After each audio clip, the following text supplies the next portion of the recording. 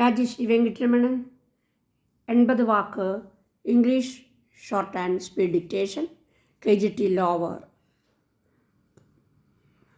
പരീക്ഷ എഴുതുന്നവർക്ക് ഈ സ്പീഡ് എഴുതുവാൻ സാധിക്കുന്നതാണ്.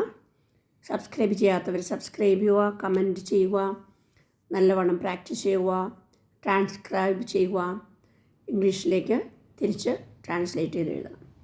Gentlemen, let us examine the 5 essentials in order, starting with the question of investment capital for development.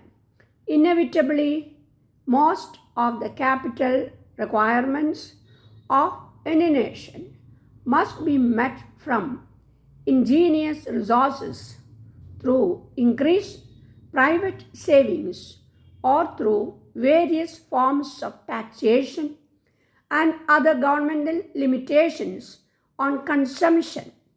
While private saving in most developing nations will ultimately provide the major source of capital, deep-seated community attitudes usually have to be changed before this source can effectively be tapped.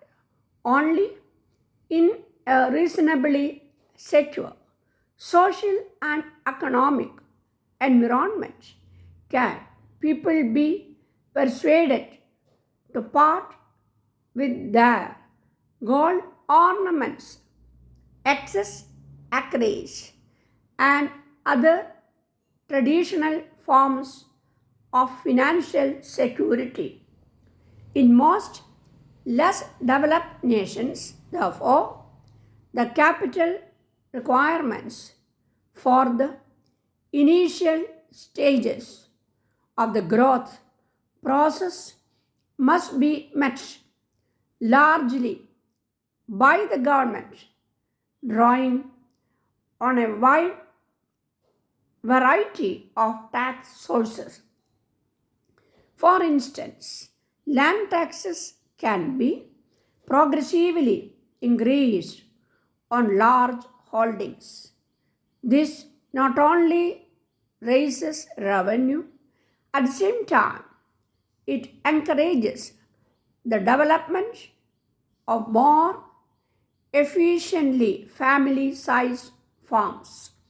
Sales and excise taxes can provide additional revenue and serve as a means for directing investment into selected capital projects. Incomes can also be taxed on a progressive basis. The argument that a reasonably progressive income tax reduces the incentive for private investment does not stand up in practice.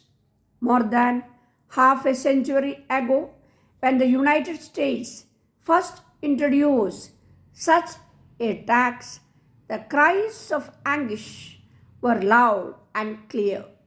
There is no evidence, however, that the income tax has damaged the productive capacity of the United States.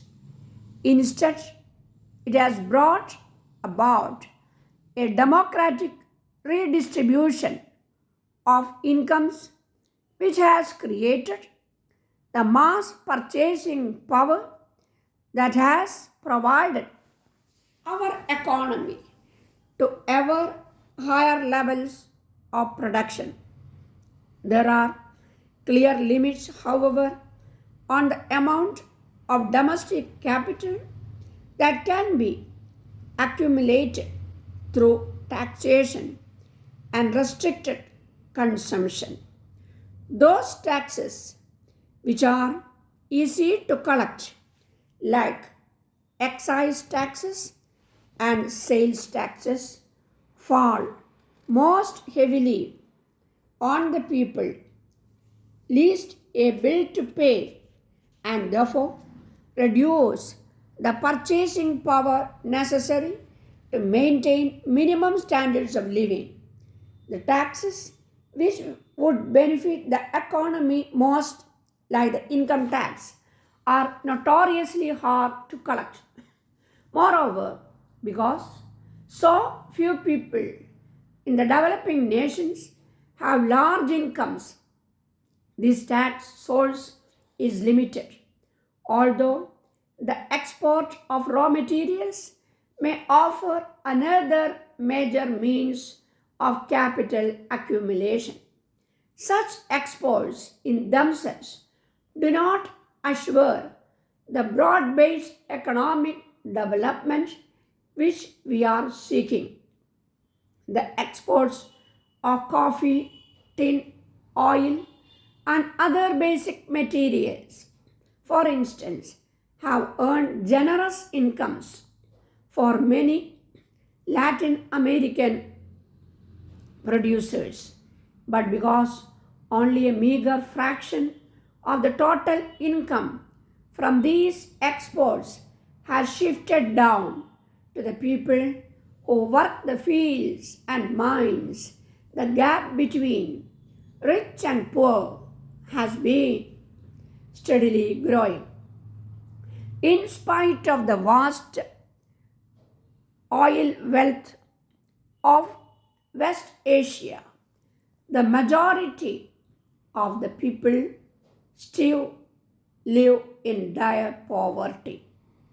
In view of these limitations, it is not surprising to find that almost every nation that has succeeded in modernizing its economy has had the advantages of loans and grants from more advanced countries. The pace of United States development in the 19th century, for instance, was speeded by massive amounts of private capital from Europe.